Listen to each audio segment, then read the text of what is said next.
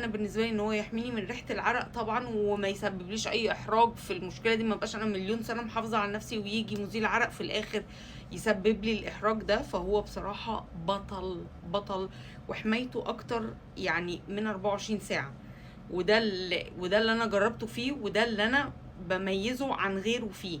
يعني في مزيلات عرق تانية كويسه، بس والله ما يكمل 12 ساعه. يعني طب انا مش عايزه كده، انا عايزه 24 ساعه، عايزه لو مكسله 48 ساعه.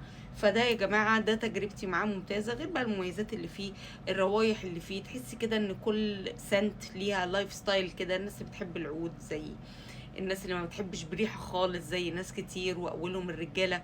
لما يشم كذا ريحه يحس انها مثلا حريمي، فيقول لك لا انا عايز اللي من غير ريحه، او الناس اللي بشرتها سنسيتيف.